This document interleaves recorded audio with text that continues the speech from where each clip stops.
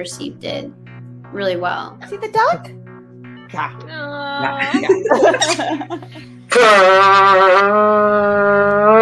I can't really relate to chopping off my hair. No! You have the distinguished look already. You're already there. I really wanted to do this. It's just the time. I go through the 1,200 photos we took and pick one. Big guy behind my vocal things. And I had like a very detailed schedule of which shots to work on each day, and then that's 7 days a week. I tipped over that edge, and that was a really exciting moment for me. I'm still laughing about that intro about Jurassic Park and elephants. She still hasn't got any elephants, so it's a win-win so far. All those little things that you forgot how to deal with. But it was so much work to reach people. You just like flow love, and it's really nice to talk to both of you. It is the 10-year anniversary. I can't even speak of Eclectic Art. I keep fighting because of what I can continually prove to myself about myself. And I need things like that in my life to make me continue striving for something. How do I explain this to people? MMA meets 15th century armor and beating the living snot out of your friend with steel weapons. And he's like, what the hell is this? I was diagnosed with Asperger's syndrome. I do this sport because it makes my life make sense.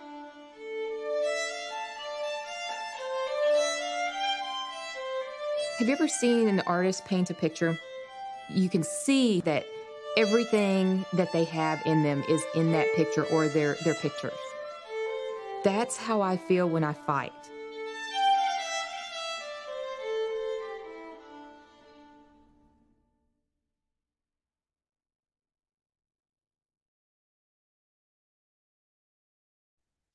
Good evening, good morning, good afternoon, wherever you are in the world. I'm Mark Sugiyama from Eclectic Arts based here in Seattle, Washington. Thank you so much for joining me on this 30th, the last day of September 2021. And as always, I have a few housekeeping things before we get to my interview tonight. And first up is that actually a week from today, next Thursday at 7 p.m., I have Michelle Girolami. Hopefully I'm not butchering her last name. She is the lead actress from a new film called Implanted, which is, I just actually put up my review yesterday. It's a really interesting thriller, sci-fi type of film, and she is amazing in this film. So I immediately reached out to the publicist saying that is she available for interviews, and for my very good fortune, she is. So that is scheduled for a week from today. And then also Felice is coming back, a wonderful musical duo from Brazil. Their brand new album is coming out next Friday. And so we're going to be connecting. Let me make sure I get the date right. The 17th, which is Sunday at 4 p.m. I'm a football fan, so my Hawks are playing that night. So I wanted to make sure I didn't miss the game. But it's going to be wonderful having Gabby and Celo come back. Again, they're a really, really talented duo from Brazil. And I had them on, I want to say maybe May or so. And so I'm really looking forward to hearing about the new album. That's all original material, because they've also done a lot of cover songs that are amazing. And I also have a director coming, and we're trying to firm up the day with the publicist right now. So as everybody, well, I don't know everybody, but a lot of people know that I started a full-time, what I call a muggle job, Monday through Friday, 8 to 5. So all of my live streams have now moved to evenings and or weekends. So the last live stream I did was last Saturday. We had our 4th Fun Table session. So thank you very much to Katarina and Camille and Drew for joining me on Saturday. That was a lot of fun, and I'm looking forward to doing the next one in October. And I've already reached out to a few people, and we'll kind of see if schedules align. That's the whole thing right now, our schedules, and can I make everything work with what I've going on during the day, what I have going on at night. And also, which is exciting, and I'm kind of taking it step by step, is that I'm going back to covering live events. And so, for instance, today, SIF's Doc Fest, which is the Seattle International Film Festival, the documentary festival, starts today at the Egyptian Theater here in Seattle for all you locals. So you can go and check out all these wonderful documentaries. I'm doing a couple reviews of films virtually for them. And I just watched one last night, which is a film about Aha, the band from the 80s from Norway, and who have still been doing music all these years later. And so my review of that will be coming up soon. And then tomorrow I return to the Phoenix Theater here in Edmonds, and I'm really excited about that. It'll be my first arts return to in-person reviews. So that process is slowly coming along, and that also means concerts will be coming. So yeah, there's going to be a lot of juggling around between daytime responsibilities, live events that are in person, doing things virtually, and I love all of it, obviously. So I don't plan on trying to ditch anything. It's just trying to find the balance between all the different things I have going on. If you'd like to know more about what I do have going on a daily basis, you can follow me as Eclectic Arts Media, one word, on Instagram. That's where I post everything first. And then some of that information migrates over to other social media channels. If this is your first time joining me on my YouTube channel, if you could please hit the subscribe button, that is greatly appreciated. And if you're on the Twitch side of things, if you could follow me over there, I also appreciate that as well. That's where I started on the Alice tour. If you're not familiar with Alice, they are going to be doing a live show. I just saw about the third week of October. They also have their other live show that's going to be down in New Orleans around Halloween time the following week. And they're just an amazing group of musicians, people. I mean, I just could go on and on about them. And I wouldn't be doing any of this virtual work had it not been for them inviting me to their tour back on May of 2020. So shout out to them. And for those that are keeping track of numbers and analytics, this is interview live stream number 143 this year. Overall, since May 22nd of 2020, the number is 248. And for those that are following me on my Instagram account, last night for kind of shits and giggles, I decided to count up how many films have I reviewed for this year of 2021. And I was kind of dumbfounded to see that Aha documentary that I was reviewing last night was number 170 for this year. So I'm extremely grateful for all the opportunities that I've been afforded, but at the same time, I've been trying to make the most of those opportunities too. All right, so I've talked enough. Let's get to tonight's interview. I'm really excited since I don't do live streams every day, so I get extra excited about these things. My guest today is a talented filmmaker. His new documentary about competitive armored combat called Steel Song. We had one of the subjects, Shoshana, with us. That was at the beginning of this month. That was over Labor Day weekend. Is available now on all your favorite digital platforms. Please welcome to the Eclectic Arts virtual studio, Adrian Cicerone.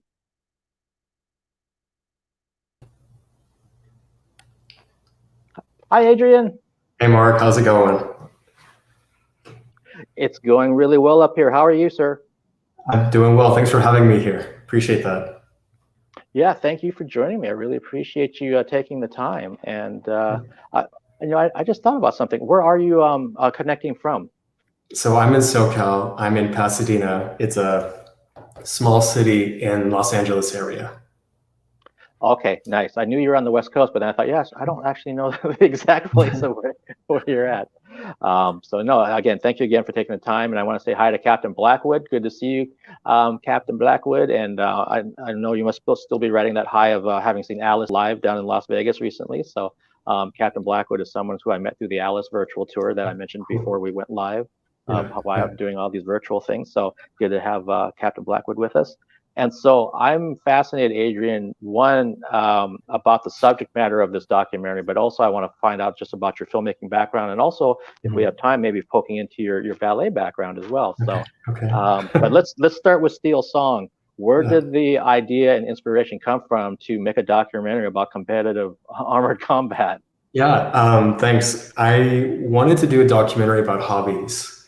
I always felt that hobbies, it says so much about the individual. It says so much about people and their personalities, their interests. And so I just started delving in and trying to look up at the most eccentric, absurd, comical, what have you, just any kind of hobby imaginable. And I went all over the map, but none of them were entirely clicking with me.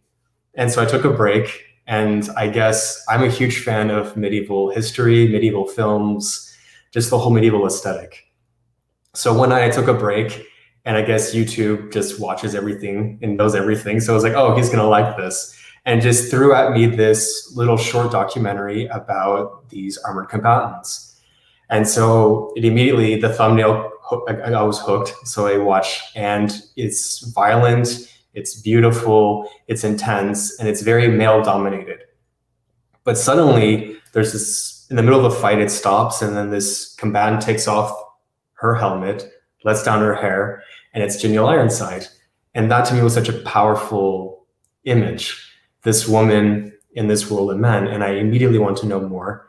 And so I, through some research, found that she owned a combat school in Colorado Springs. And so I reached out to her there. And that's where I met Shoshana. I was put in touch with Shoshana because Janelle told me that she was injured, so she couldn't really go and like compete because it's a competitive sport. So they go around the world, around the nation competing. And so I kind of wanted to follow that competitive aspect. And so she's like, well, Shoshana is kind of this up and coming student who wants to compete. So I think she'd be a great start. And that's kind of how Steel Song got going. Interesting. That it's so interesting when something like YouTube throws something your way. And you're kind of like, what is this? And then it turns out it's something you're really interested in. And like you said, you already had an interest in the medieval period anyway. Exactly. Sometimes life can be so random. Yes. Yeah, no, it's interesting because it's what I thought was interesting is I wanted to, with Steel Song, I wanted to introduce a sport, and I wanted to also introduce it through a different lens. Because one would think and expect, okay, just a bunch of big guys hitting each other. It's exciting, but there's only so much there. And I felt like this would be a more interesting perspective to go into. And it's, I think, the tip of the iceberg, and underneath that is just their life stories. And might sound a bit cliche, but I've heard this before. I want to be very delicate and respectful when I say this. But I thought the most important aspect to me was the aesthetic of armor and the idea of armor, that these women wear armor outside the arena as well, just in everyday life. Most women feel like they have to put on armor just to go about life. And that to me was a very poignant thing to hear. And so that was definitely the angle that I was like, this is relatability. That's what's most important in documentary, is discovery and relatability. So that was important to me. Well, that's, it's really, again, like I mentioned to your pre-show, I love talking to the creators behind the things that especially the things like in this case that I reviewed, because I get to hear some of this other insight. And anyone who's been watching my live streams since the last year and a half or so, know that I've been very, very intentional with guests that I bring on, and also subject matter that I talk about. And what you had just mentioned with many women feel that they have to have some sort of armor in their daily life is extremely true. Especially if you start talking about things in the movements of the last 5 years, I would say, just how extremely relevant and poignant it is. And also for someone like myself, it gives me some perspective, because I don't think about things like that until it's brought to my attention, because I'm not that. Exactly. Yeah. So if you're an empathetic person like I tend to be, then, and if you have a chance to actually look at the other side and listen to what someone has to say or what they have to go through, it really can give you, like you said, it puts it through a different lens. And then in your case, you put it into this film of this is how you wanted to present it. You didn't want to present it from the maybe stereotypical, like you said, when you think about armored combat, especially medieval armored combat, you're thinking about big dudes and sweat and beards and all this kind of stuff. And then you see ladies who are extremely competitive, working just as hard, if not harder, than anyone else in the sport. And even the fact that I mentioned this to Shoshana during hers, I didn't even know this was a sport. I had no idea that it even existed. And so there's all these different angles. And I think you really succeeded in bringing these different viewpoints into the documentary, so it didn't come across one-sided whatsoever. It's very much well-rounded in that sense. So I really applaud that. Thank you. Yeah, it was important to me, obviously being a male director going into this, how do I approach it? And I wanted to not show these women as these kind of Valkyries or shield maidens. I didn't want to impose my interpretation. I didn't want to romanticize anything. I just wanted to film what was in front of me. That's why the aesthetic of this film to me is very much like a home video, but a little bit aesthetically heightened, because I really just wanted to capture what was in front of me, what was real, and not just not to raise them up or make them into something that they're not. These are ultimately people. And a detail that caught my attention while I was editing is at no point did I want to go with a question of what's it like to be a woman in this sport? I think not the best, but one way to approach equality is just to show it. These are people. It is a story about women, but ultimately this is a story about people and what they go through. And I want to go back earlier where I mentioned about like it just being men. Men obviously go through their hardships and their traumas and what have you. So I'm not belittling the needs of and the emotional needs of men either. But that's the whole thing, is that, as you just said, it's an equal level playing field. I didn't want to bring them up, but at the same time, I wanted to show the courage it takes to go into that arena, but also for these women just to go about everyday life. And I think earlier, as I said, relatability, mental health is something that we can all relate to. And that's definitely, to me, a key theme of this film, even though it's not like a huge, like in your face, like, oh, look at their suffering, look at their hardship. But I hope I can just touch upon it just enough where people can understand and get that right.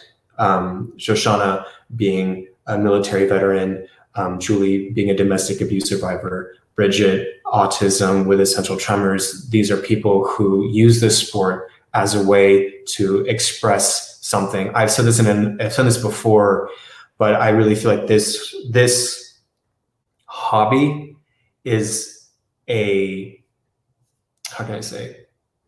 It's just a creative response to an emotional need.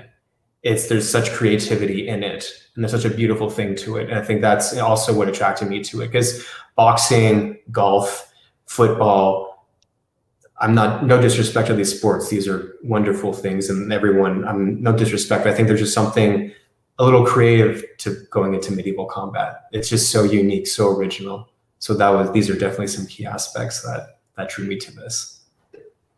Yeah, thank you for sharing that. And again, from someone like myself, when I'm going back to when I first viewed the film, I'm thinking that it really showed that it was kind of slice of life. So I think, again, you really accomplished what you're looking for. It wasn't something where someone was put on a pedestal and then you put your interpretation onto, let's say, what Shoshana's like. It's like, no, this is what she's like in her non-combat days. This is what her background was. Here's what she is when she is fighting and when she's doing things either against another woman or against another man, when she's competing.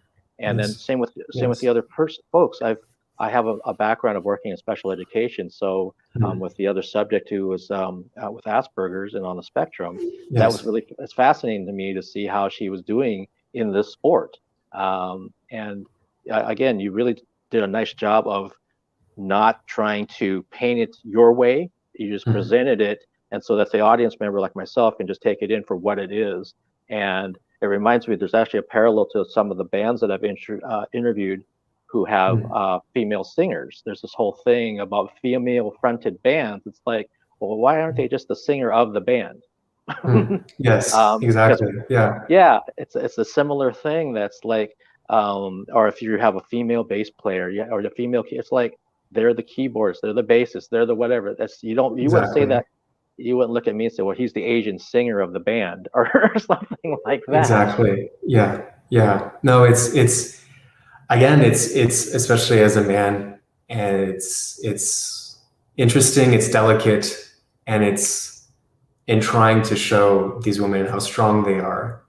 I don't want to, again, repeating myself here, but it's how do we find that area where we are supporting these women and embracing everything that is with femininity and the strength of what it is to be a woman, but also not blinding their artistry or who they are as individuals just because we're just talking about the gender, which is incredibly important. And I know it's very delicate to go into, but yeah, I completely agree. Yeah, no, I really appreciate you giving the insight, because that also tells me how responsible you were and how you approached the material. Because you could have done it any number of ways, and then you would end up with a very different film too, I would think. So, and that I'm always curious about this. I'm talking to other directors. Sometimes they'll say, like in one case, I'm thinking of one of the German directors. His film took 6 years to complete. And I'm wondering, so for your first Steel Song, when did you start filming? Were you kind of doing it in chunks when you had time, like every couple weekends, or were you just trying to get as much as you could and then come back to it a few months later? Or what was the timeline like? This film was literally accomplished by what I call the 3 Fs: family, friends, and favors. It's literally like when there's no money, it's just this total indie little project. And it's done in these little chunks, as you said. So we would go to, let's say, Colorado Springs when we first met Janelle, Ironside, and Shoshana. Went to Colorado Springs for like 4 or 5 days. And then after it'd be like a month. And then after we'd fly out to a tournament for a weekend, and then a month would go by. And then we would go 4 or 5 days with Bridget. So just these little chunks. And actually I discovered Bridget and Julie through filming Shoshana. So what happened there was that because at the time there was very little about the sport, at least that I could find. And so I didn't know, I only basically knew of Janelle and Shoshana, and that was it. And then through following Shoshana, I went to this tournament, and then that's where I suddenly met Julie. It was just Shoshana and Julie. And so in seeing Julie and seeing the relationship inside the arena and outside, inside being that they were basically each other's competition, and yet also each other's best friends and sisters, literally. And then learning about Julie and her family life and everything. I was like, wow, what a poignant, strong subject there that we can build off of. And then after we went to another tournament, and that's where I saw Bridget with her big red hair. And I could see that after the tournament, she was breathing more heavily. I could see that there was a physical strain that was a bit heightened compared to others. And so I was like, there's something there, let's discover this. And then I realized about her being autistic with essential tremors. And I was like, wow, what an incredibly poignant story, and especially her relationship with Marcus and how they're together and how he helps her through all of this. So it was really just little baby steps and an accumulation. And also what was interesting was that I mostly did almost everything, from directing to producing to cinematography to editing. And that's not some egotistical kind of vein, like I can do it better than everyone else. This being my first feature documentary, I wanted to learn, essentially. I wanted to make mistakes. I wanted to look back and see the progress. And I want to see that way. And hopefully if there are future projects down the line, if I can communicate to these specialists, editors, cinematographers, producers, I have a better understanding of their vocabulary. That makes perfect sense to me. And I think we're kind of, in some ways, kind of cut from a similar cloth on that, because I like to learn. And if I want to, and yeah, it's not a case that I'm somehow better than, an editor or a different type of photographer when I'm covering concerts or something. Like, well, no, I should try to figure this stuff out. And then, if I am going to collaborate with somebody, then I can talk their language, and kind of, instead of trying to sit there and fumble around with my words, trying to explain what's in my head, I can maybe actually, make it a little bit more efficient and a little bit more productive. And also, it's just probably that process is such a great thing as a filmmaker, that it's kind of like if you're a coach and you don't understand all the positions on your team, you need to know those positions. And that way you can communicate with those players. And same thing as a director. So yeah, with your next project, and based on this film, I'm pretty sure you're going to have some other future projects, is my guess. That you can talk to the producers or the assistant directors or the editor when you're in the editing about what you're looking for, and you'll be like an actor's director, because you know what it's like. And that's extremely powerful, tools and also mindset to have when you're doing this. So as you mentioned, you're filming, and then some of these things kind of like connected you to another person, which connected to a different, other stories. When you were first going to Colorado Springs, did you kind of already had something in your head of like, I think this is where I want to go? And then by talking to these people and then meeting some of the other competitors and finding out about their stories, did it shift your storyline then based on who you were meeting? Yes, it did. Good question. Yeah, when I first went to Colorado Springs, I obviously had a plan, rough plan, because you can never really plan out a documentary. But to me, I knew that I was going to continue with this project. I just didn't know where. I didn't know where it was going to take me. So I wanted to just kind of get my foot in the water, kind of see where we're at, and then where do we go from there. I did, though, when I saw Shoshana, I was like, okay, this should be focused more on her and her kind of in the competitive realm.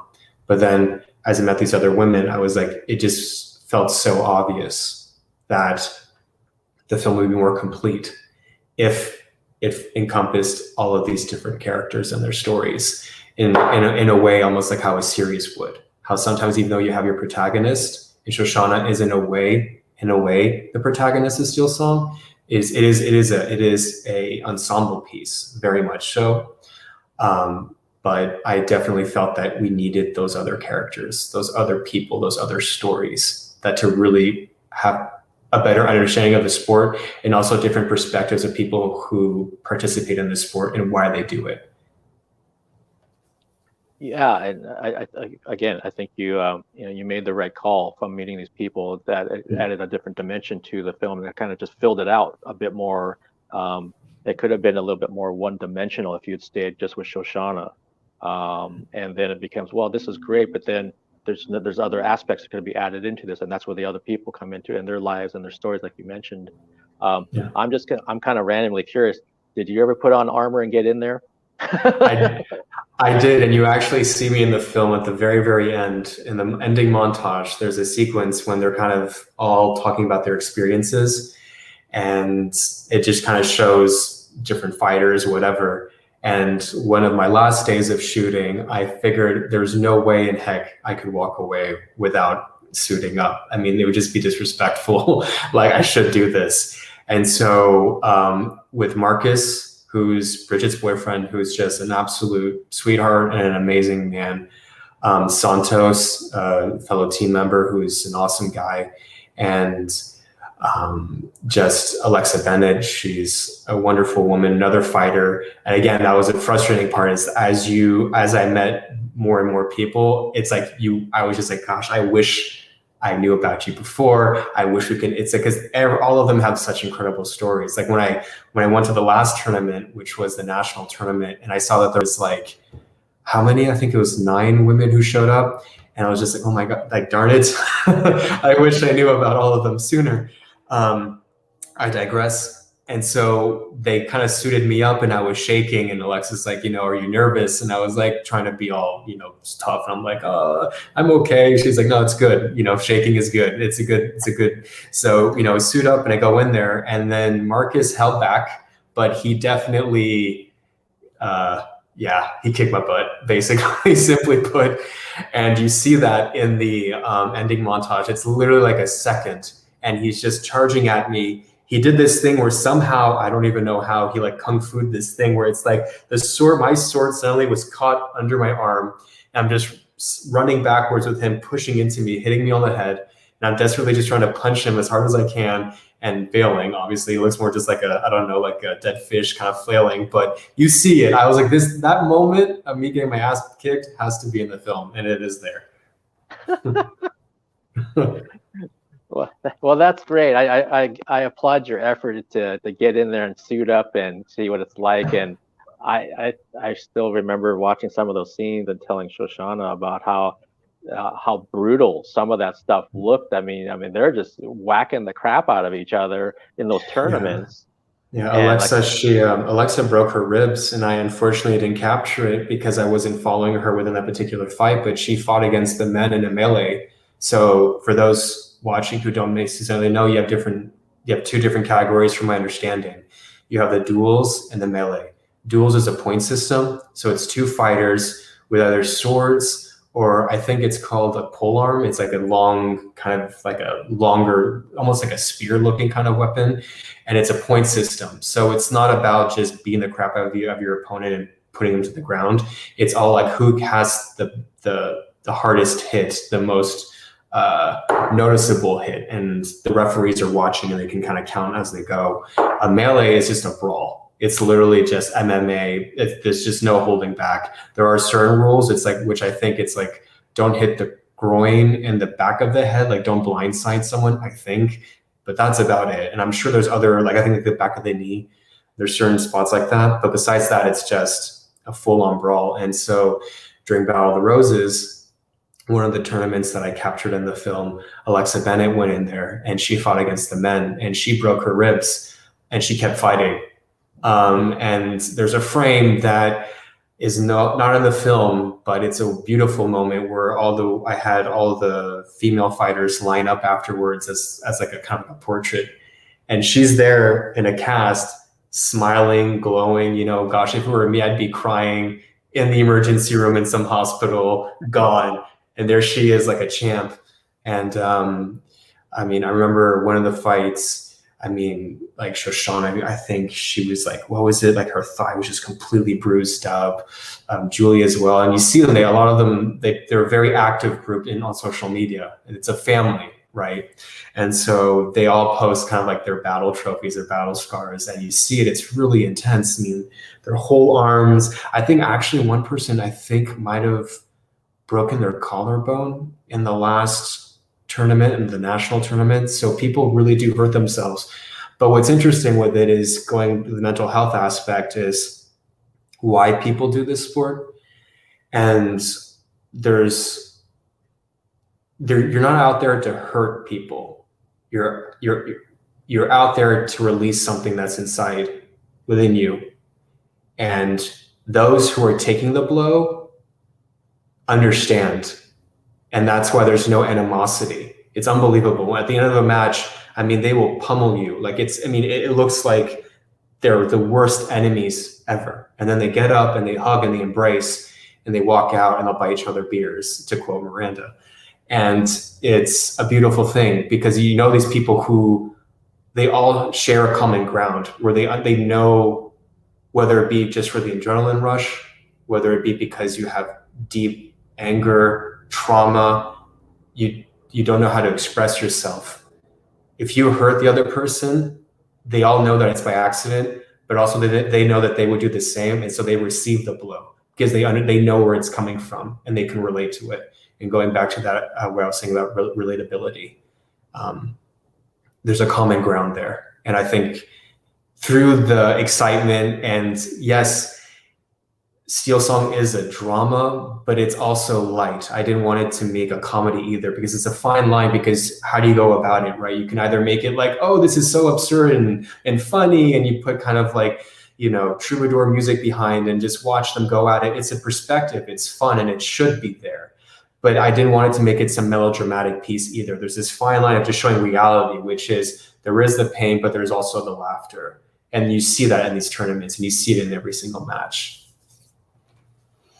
Yeah, again, for me, if you've anyone out there who's watching this now or watching this down the road, if you've participated, it could even just be at your workplace. If you've ever been a part of a team that you really respect the people on your team, then you understand, like what Adrian's saying, that these competitors are competing, you know, to get to the nationals, to get to the international competitions, but they don't view it like they're, you know, attacking someone in that sense. And they're doing the sport, and then when they're done with the sport, they're still on the same team. And it reminds me of the same type of thing. If you're like in a band and you're kind of going after each other at times, but you also understand that when it's time to get on stage, then you all come together, and it's this thing. It's like a brotherhood, sisterhood, whatever you want to call it. And again, for me, being somebody who watched it blindly, who didn't really know much about it other than from the press release I had seen, you accomplished all the goals you've mentioned so far in the last 33 minutes. That there's all this, there's different storylines and narratives. There's different things that you are very careful about. How do I portray this? Because I don't want to portray it with me projecting onto it. You talked about how to have the women and the ladies, how they're portrayed in the film without making it too much of a drama story, or it's definitely not a victim story. It's more of like, this is what these people have been through, and here's what they're doing, and here is how this release works for different people from different backgrounds.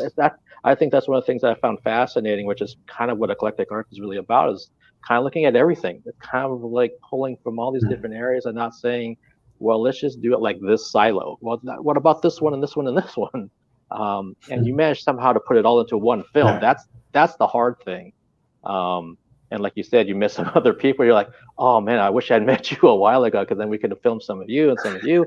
But I think for your first feature documentary, I never would have known this was your first, based on how good it is.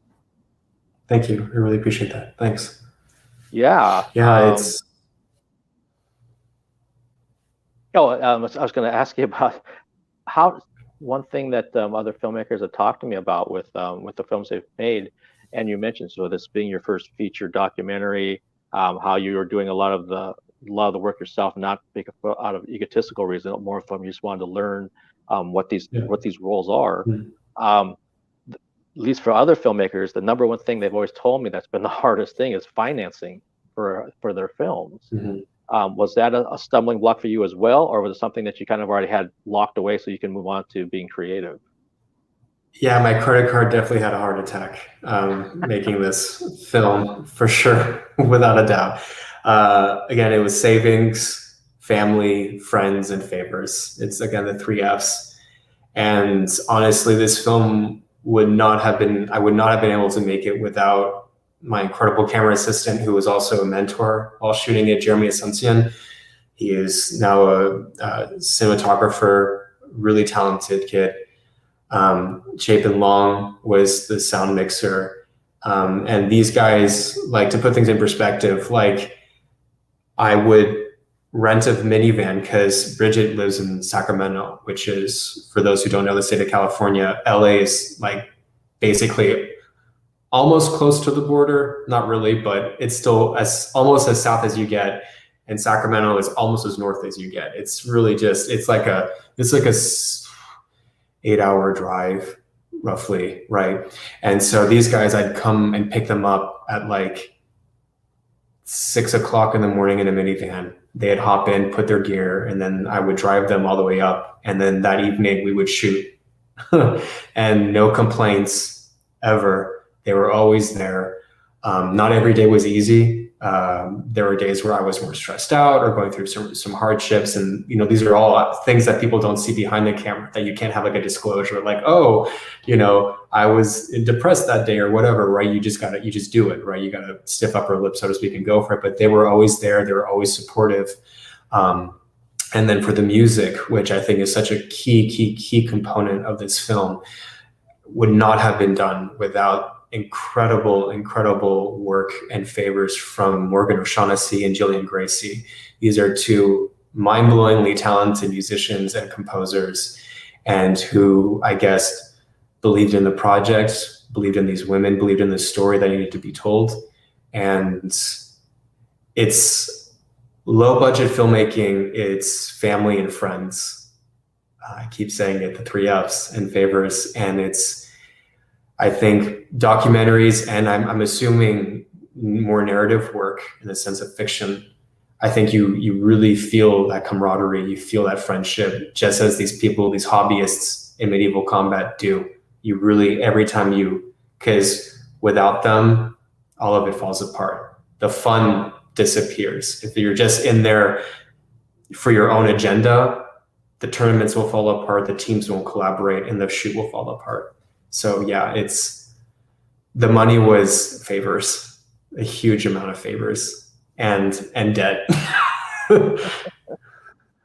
Okay, well, yeah. So that means you're following right along with the other directors that I had talked to about, you know, their financial woes, and these are from people from all over the world, depending on how their film industry is set up in different countries, and that's the one commonality. It all came back down to, you know, trying to find the finances and the resources. Once we could find that, then we could start doing our thing. And then sometimes it would fall apart during the middle of doing it. So then we'd have to find it all over again. And I'm thinking of a director here in America who they had locations set, and then one of the financial people backed out. So then the locations went away because they couldn't afford to go there. So they said, we got to rethink this. They ended up shooting in their house, their own house. And they had to reconfigure the story and everything else. And again, for me, hearing these stories, I was like, I had no idea, because I didn't know any of this was going on. I just saw what was the finished product, and I had no idea that was actually your house. So she actually took her iPad and showed me like where the dungeon was and this scene and where the other thing was. And this is our library, but we turned it into the medical room and all this other kind of thing. So, but that's the creativity. Sorry, that's the creativity and the artistry in making things happen. Again, like for example, the tournaments, like these people, they don't have a huge amount of money in armored combat, so it's like they throw it in their backyards, or they try everything in their power to make things happen. And that's the creativity in the producing side of film, and also directing. It's like, you know, suddenly this might fall apart, which has happened during the shoot. I mean, I did another documentary where I was supposed to have this interview, and then it was a veterinarian, and we were in Costa Rica, and he was still in New York because he was held back. So it's like, okay, well, immediately, how do you have no time to doubt when you're in the thick of it. Doubt doesn't help. So only creativity can get you through it. So yeah, I completely agree. I didn't mean to cut you off there. I was just like, oh my God. No, that you're talking exactly what I was talking about. Yeah, I think creative-minded people understand that. It's like, especially if you're in a situation like you just said, where, okay, this interview is supposed to happen. Oh, my subject's not even where they're supposed to be. So what's plan B? You better think of it right then and there. And creative-minded people tend to figure those things out. And you just kind of, throw it up on the wall and see if it sticks. And you just kind of keep rolling with it. If you sit there and go and panic, I don't know what to do, then, well, nothing gets done, and then it just becomes a mess. Exactly. And I'm seeing Captain Blackwood saying it's amazing and interesting how creative we get when unforeseen events and challenges are presented to us. Yeah, very well said. That's exactly it. And, very well said. I'm thinking about another director who's in Scotland, and I was asking him for some advice as a filmmaker, and he mentioned that if you ever come across someone, Mark, who tells you there's only one way to do the thing you're trying to do, run away from them. Yes, exactly. And he said, especially for filmmaking, he said, there's no one way to make a movie. You find your way, is how he put it. And that's why you see these interviews, like there's all these lectures and what have you, and everyone will tell you something different. Literally, like there's not one. Like, and that's the thing, like film school and will teach you like the technicalities, the certain basics, but then actually how to get your project off the ground. There's no one way, as there is no one way to shoot a particular shot. Like you have all these cinematography master classes, and it's like, they'll all approach one situation differently, which is also the beauty of art. It's, for example, I'm sure other documentaries about this sport, which there are some to come, will go in a very different way with a very different aesthetic. And yeah, I just think that's what's wonderful about it. It's just how there's there's never one way to go about life. Yeah, and that's extremely true. And there really isn't necessarily a wrong way. It's whatever your way happens to be, what works for you and the story you're trying to tell for talking about film. And I liken it back to when I was doing a lot of model photography, and sometimes they have group shoots. So you have 10 photographers in the same location with the same model. And it's kind of like, okay, so how are you gonna make this interesting? Because everyone's got basically the same thing to work with. And I remember a long time ago, somebody had asked me, strangely, when I was actually being interviewed, about what I would do for a photo contest. And I said, I would take a bunch of photographers, give them an old disposable camera that only has like 24 shots in it, and give them 3 cliches like rose petals, caution tape, and railroad tracks, and see what they can do with it. And that way you're really stuck in a box. How do you work your way out of that box? That's the creative part that I would love to see people do. Which brings me to Adrian, with your film, and you mentioned that you were working or have done another documentary. What got you into film in the first place? Because I know prior to that, you were a professional ballet dancer. I was, yes. So I used to be a professional ballet dancer with a company called the Bejar Ballet, Lausanne. So Lausanne, Switzerland. It's right next to Geneva, for anyone who knows a little bit about Switzerland. I always had very, very bad chronic back issues that I didn't tell a whole lot of people about, and that I felt a frustration that my mind understood, but my body just couldn't keep up. And I think I was still young enough where I can make a transition in my life, as drastic as this is, but not so much, in the sense where even being on stage, the part that fascinated me the most was the world that was created around me, the world that was created for me to be a part of. And that was the choreographer, that was the lights, the music, the costume, the makeup, and the audience. And I loved listening to the choreographers and watch them and how they would go about creating that. And I've always loved, this is such a cliche, but I know everyone says this, but I'm no different. I've always loved film. I've always loved storytelling, and I've always wanted to somehow be a part of that. I always loved the epics. Like, I remember my ballet school every Friday night. Well, not every Friday night, but most frequently, I would try to get all of them out to go see the latest big release. So, I was a teenage boy. So my films were at the time were like Troy or, just these big epic period pieces. I would be all King Arthur, all of that.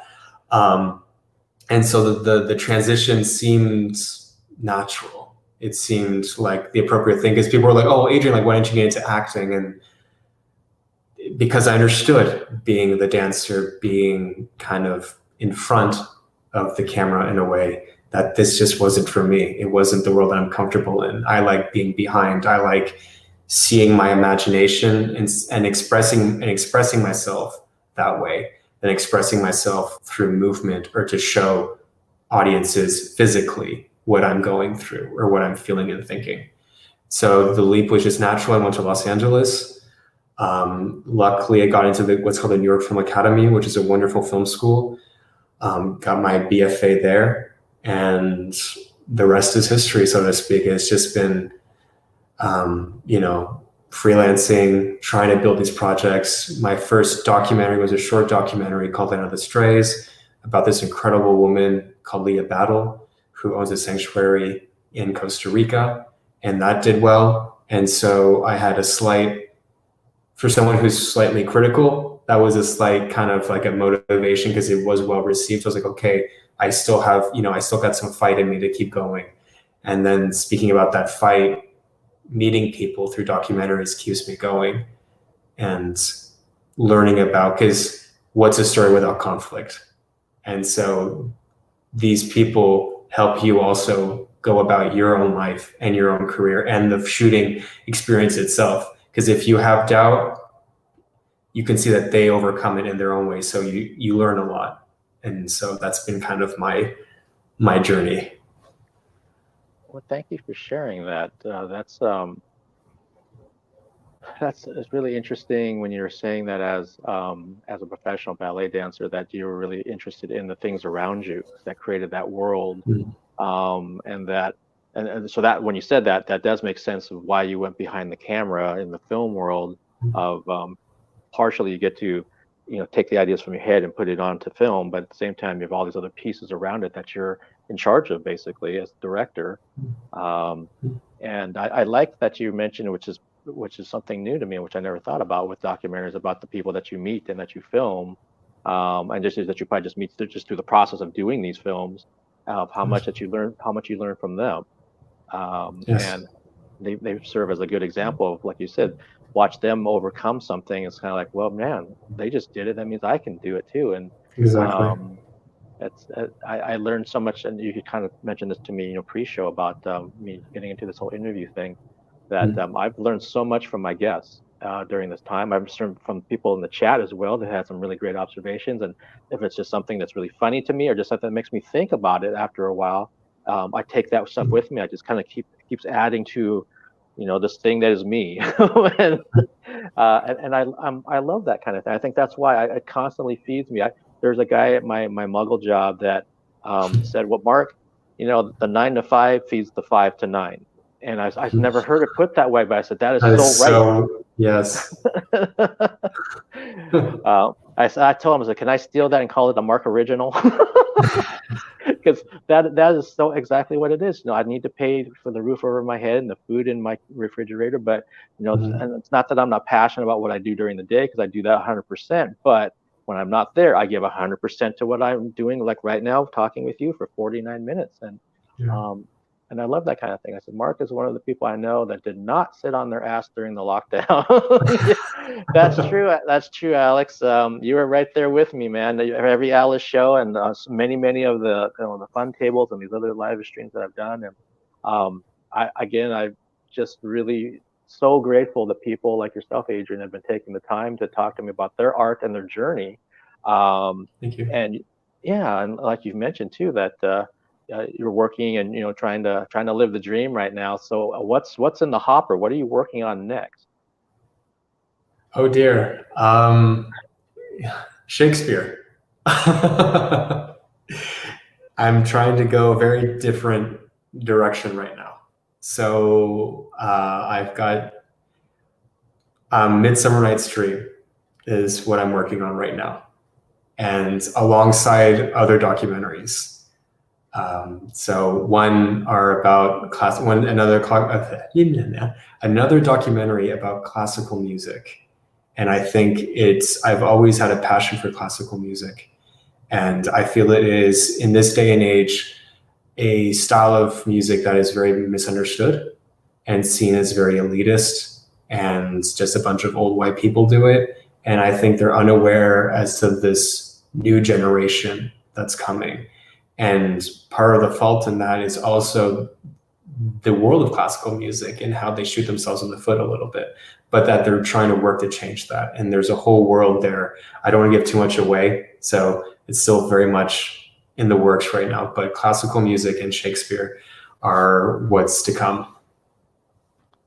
Wow. Okay, that sounds really fascinating to me. And I obviously, maybe this is too much, too on the nose, but are we going to be seeing anything in the documentary world that relates to ballet, since that's your background? Funny you say that, and I've had several people reach out to me about it. I'm still waiting for the right story. I think right now there's not a lot, sadly, but there's definitely been films that have been coming out where it shows dance, or it tries to show dance. And I don't think that any of them have succeeded. And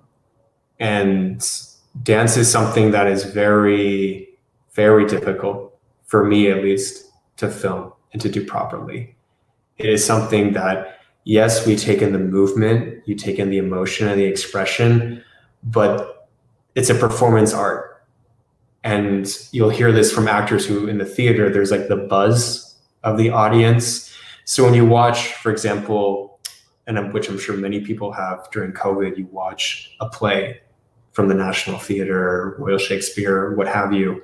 You watch a play and it's beautiful. You fall into the story, but there's still kind of that disconnect, the way it's performed, the way it's shown. That's because there's an energy there that you have to be in the moment.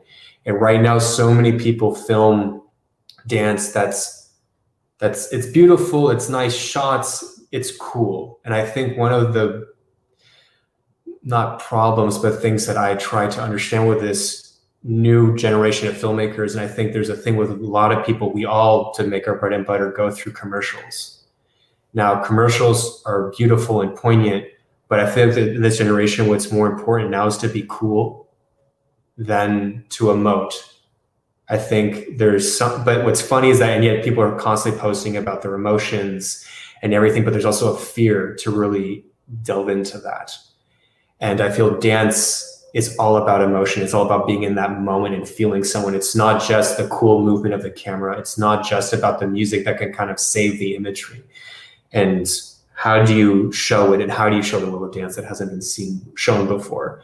Because again, I can be like, oh, the student who's trying to make her way to the company, or talk about sexuality. I don't know. I don't want to delve into kind of obvious choices. I want to find the right story that has yet to present itself. So I'm patiently waiting for that. Okay, I love the intention of what you just described, of how you're waiting for the right story for you to start filming in the ballet world, because of what you've seen or what seems to be out there right now is not what you want. It's something you're waiting for, that unique thing. Almost, I don't want to say the unicorn, but you're kind of waiting for something that's your unicorn, basically. Yes. And I've watched enough documentaries and things, when they're going to different competitions and trying the drama that comes from some of those kind of things, and they're interesting in their own right. Don't get me wrong, but of course, no, of course. But at the same time, I do understand what you're saying, because even for someone like me, who I'm still very much a newbie in terms of the world of ballet and trying to understand and learn things. I just started reviewing, it was the end of 2018 when I started going to the P&B, that it's almost like trying to capture like a live music band on record. It's really hard to do it. And the same thing of that thing from dance, trying to get it on film, it doesn't translate the way you think it would. And like you said, it can look gorgeous, it can look beautiful. You can go, oh my gosh, that's so wonderful. But it's not digging deep enough unless there's some sort of tragedy outside the stage. And what about Exactly. the ballet itself? That's where I would like to see it dive deep into it.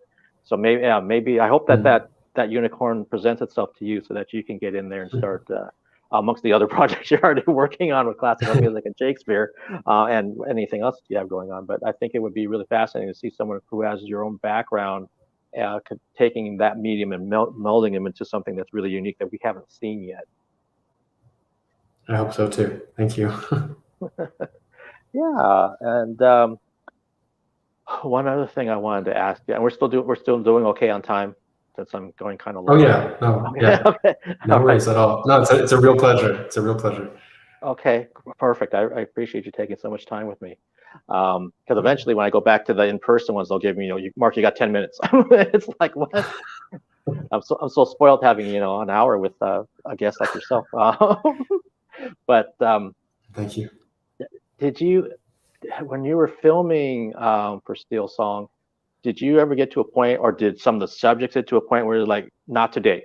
I don't want to deal with you and your camera today, and you needed to respect that? Or because it's a fine line to walk, where some of those moments are some of the best moments that a filmmaker captures without being rude and intrusive. That's kind of a weird thing to do when you're trying to do a documentary. Did you have some of those moments during the filming? Very well said. So interestingly enough, they were all of them, absolutely incredible. There's only one moment, and you see it in the film, where he was like, okay, like back it up, back it up, back it up. There's only one moment, and I put it in there, because I also think it's important for people to see kind of the interaction between a documentarian and the world that he's capturing. But no, they welcomed the project with open arms, and they were unafraid to show their vulnerability. And that to me took a lot of courage. For me as a filmmaker, you, at least personally, obviously, you have those moments of doubt and like, ooh, like I don't know if I feel comfortable just filming. So for example, there is, without giving too much away, Bridget has she's called it this way before, so I'll use her word, an episode where essentially the pain and the adrenaline rush kind of kicked in and overwhelmed her to the point where she basically kind of, in a way, went to her knees on the ground and just started rocking herself to comfort herself. Obviously, any normal person would give her space or go in to kind of comfort her, but there's a story to tell. And so there is that feeling of like, I'm filming this woman essentially suffering. Let's just put it that way. Suffering. But at the same time, so I feel that like, I just want to put the camera away. I have to look back. I have to give her space. But also then in a way, you're not doing them what they deserve, which is to have their stories told and to be told right, for audiences to understand. How can you understand when you can't show, when you can't speak, when you can't describe what it is you're going through, whether it be verbally, physically, through imagery, what have you. So you definitely have that internal conflict as a documentarian, at least I do. And I'm extremely thankful that everyone in the armored combat community put up with basically having a camera in their face, because these were prime lenses. These were not zoom lenses. So a lot of documentarians go about shooting with a zoom lens. So they can be, 100 feet back or what have you, and they'll just zoom it in. I had these prime lenses where they were fixed. So I had to get close to people. Every time you see a close-up, the camera is actually physically that close to them. It's not like I'm like across the room punching in. So, which was very difficult, especially when you're filming like a sports film, because it makes it really hard to capture. But again, I wanted to just try something out. It works, it doesn't. But ultimately, I'll try my best to tell the story the way it should be told. So, but yeah, there's definitely that moment of discomfort, at least for me. Okay, well, I appreciate your transparency. For some reason down the road, if I ever decide, which I don't know if that would ever happen, but if I ever made a documentary, that's what I think I would wrestle with. Of like, when something happens, like that's a really perfect example of like, okay, my heart or what have you is telling me, you should back away from this and let them have their time and their space. But then at the same time, if I'm trying to put forth their narrative in the best possible light. This is part of that light of what's going on. So it's such a fine line to walk. And I also think, though, it probably comes back to, and I'm guessing based on how you've been with me the last hour, there's probably a lot of trust you had built up with the people that you were filming. Because if they didn't trust you, they would probably even just flat out tell you, get the F out of here, basically, right now. And that would have been it. But they knew that you would put them in the right light when you went into the editing room and they had this footage. So that, that speaks volumes about how you created that respect and trust with your subjects to allow them to have these moments, and you were allowed to capture them. Thank you. Yeah, no, there's a real exchange there, because you can't, and that's, I think, and I'm sure the same thing goes with fiction or narrative work as a director, and you're working with actors, how you build that trust. And that's by you either being incredibly authoritative and just like, we are doing this, we are doing that, and people will obey. And if they're professionals like actors, they'll just flick the on switch and, express themselves and then be like, I hate this project, I can't wait for it to end. But with a documentary, you're sharing, you're going with people's lives. So it's like, there's a lot of back and forth. There's a lot of conversation that needs to be had where you're opening up and you're expressing like kind of who you are. And if you level the playing field where you see they're like, okay, like he or she is not looking at me like I'm just like a story, that I'm an individual and that they're right there with me. You're definitely going to get those. I don't want to use I don't want to use the word performance, but I think you understand what I mean by that. You get that response. Yeah, no, I totally know what you mean. You're getting like their authentic selves, basically. Exactly. Yeah. Yeah, and that's the good stuff. And I'm just kind of a curious question off the top of my head. How would you feel if a documentary crew followed you around and filmed your life? They would have the hardest time. I mean, that was a good question, but my gosh, someone who's obviously shied away from the camera, how would I respond to it? I think they would have to be masters of either manipulation or just make me feel incredibly comfortable, because I don't have the courage that most people have, where they are able to kind of put themselves aside and just kind of go with it. Wow, I don't know how to answer that. It would be interesting, but again, it would be a learning curve. I would try to grow. I would want to grow from it. I would see it as an opportunity to grow, to work on my struggles and my handicaps, if you want to use that word. So I guess ultimately, depending on who it is, I would try to seek the opportunity in at least helping others understand what I'm going through. And I know that might be like an answer that one would give in an interview, but I feel like I am also kind of being a little honest there in my response, for sure. Okay, yeah, that's the reason I also bring that up is because I was trying to think, why did that come to my head? Is that I think that came up in one of my live streams recently about how would I feel if someone was following me around? Would I allow it? And I was like, at this point of my life, I would be, for the most part, okay with it. But if you'd asked me, like when I was 25, I would have said, no effing way would I want a camera following me around 24/7. But I'm, as you've kind of seen, I'm a very transparent person. So I'm like, well, if you want to film what I do, during my muggle job and when I have my down moments and when I have my up moments and all that kind of thing, and how I prep for interviews and whatever else I do.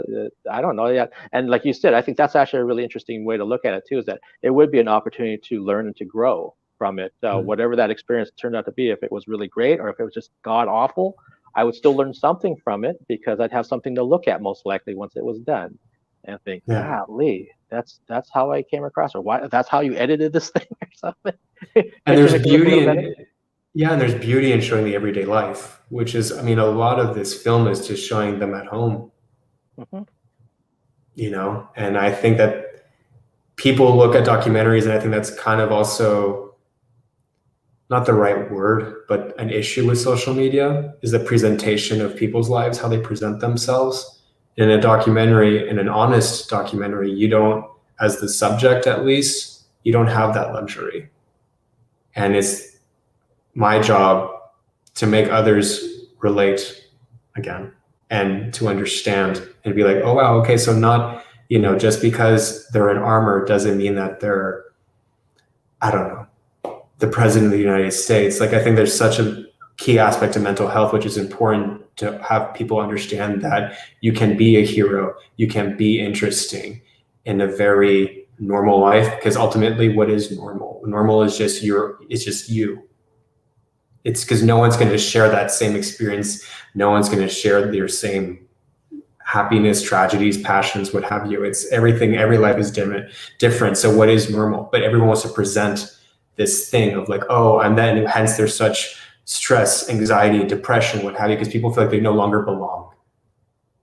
And I think it's very important to show that you can be who you want.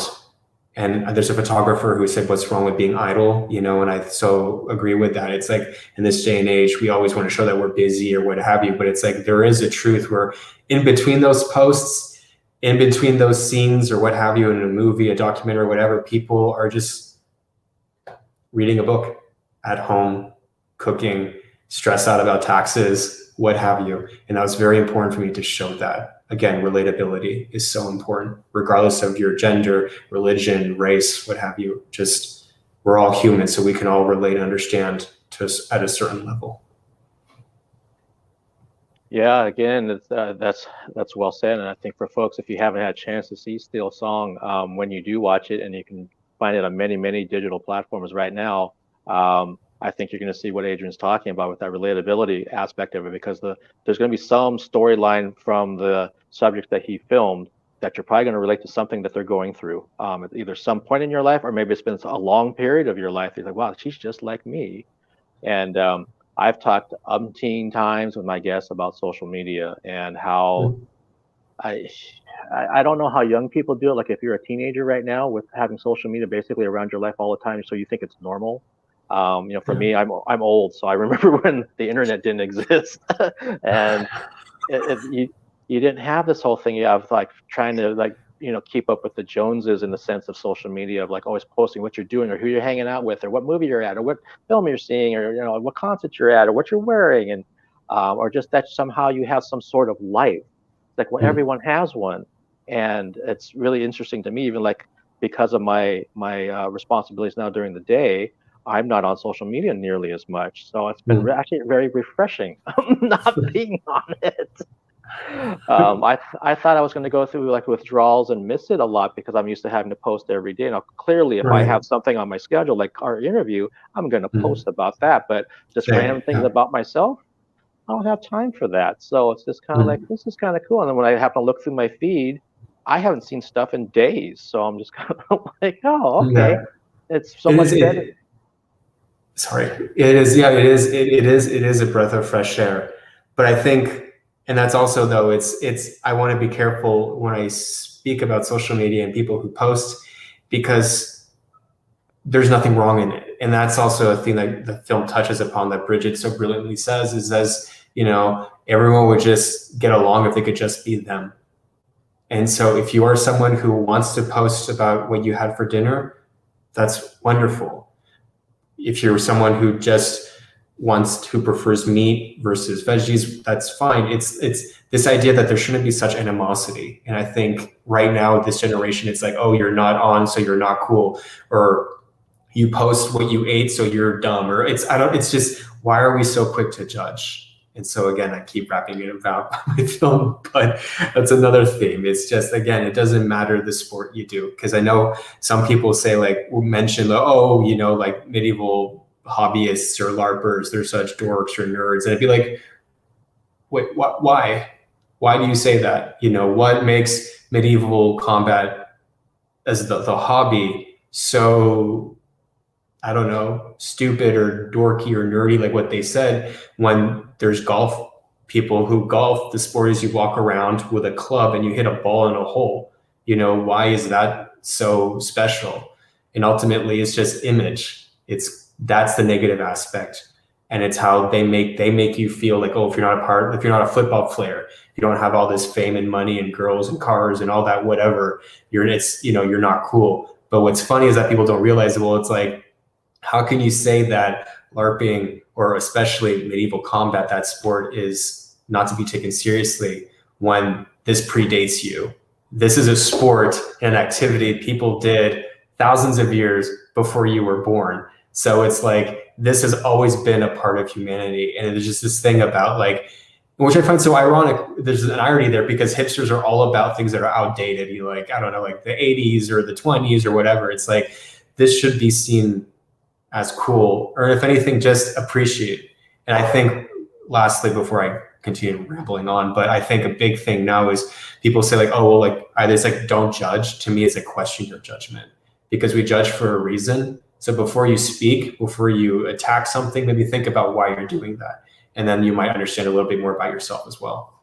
So I think that this is a phenomenal sport, and with social media, with just people, with just life, just a little bit less of judgment, I think we would definitely be a better place. Yeah, and clearly I just judged earlier during this interview. No, I didn't mean it like that. I was just saying like I wanted to kind of make it known that where I was going was not in that not that direction, and that I'm agreeing with you and saying it's like, yeah, you should be able to feel comfortable to take a step back, because a lot of people don't.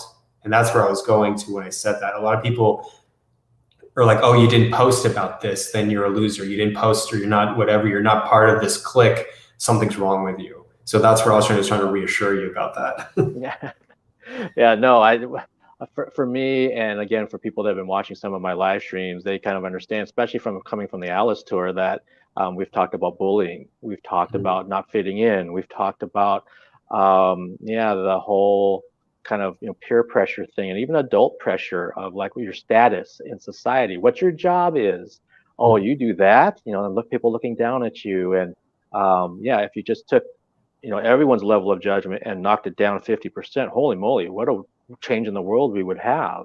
Yeah. But and I'm even thinking back to, and I've talked about this too, that when I've been in the press rooms at the Pacific Northwest Ballet or at the Seattle Opera, most of the people there have been wonderful to me, and they've been helping me educate me in a very non-condescending way. But there's been a few exceptions to that when they kind of like, what are you doing in here? They see me, they look like I don't fit, like I don't belong there. They might see the tattoos on me if my sleeves are rolled up from my dress shirt. And it's like, well, I'm here because I deserve to be here. And obviously the communications director agreed with me and allowed me to be here, just like you. And then the very next night I might be in the photo pit at Cannibal Corpse. And I belong there as well, because that's something I love. And then the next night I'm at an indie show where someone's playing an acoustic guitar and pouring their heart out through their songs. And to me, it's kind of like, I remember a comedian a long time ago talked about, make sure I don't get this wrong, if you want to put ketchup on your baked potato and sour cream on your French fries, why not? And I kind of use that as my mentality of like, you can have steak and cheesecake. There shouldn't be this thing of like, well, you can only be over here doing these kind of things if you're this type of reviewer or this type of person or what have you. It's like, there's no rule for that. Society somehow has made that rule, and it's a stupid rule in my opinion. And so if you really want to break down these barriers, then you need to be able to be willing to go out there, put yourself out there, and maybe put yourself into positions that, maybe they're not used to seeing somebody like me, but get used to it, because I'm not going away. But that's what's so backwards about it. It's like, how can we learn without dialogue? How can we learn without exposure? And right now, again, people are trying to just slot you, restrain you from things, locking things down. Why? How are we to learn about what it is you do? How are you to change my mind if I can't even see it, if we can't even talk about it, if I'm just immediately shut down? So I 100% agree with you.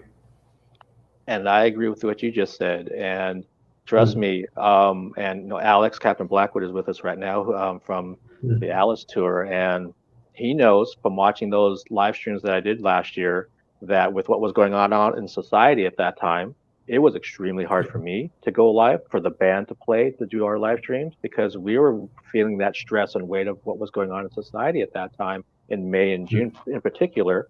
And I obviously have my own beliefs about certain things if we're talking politically or anything else.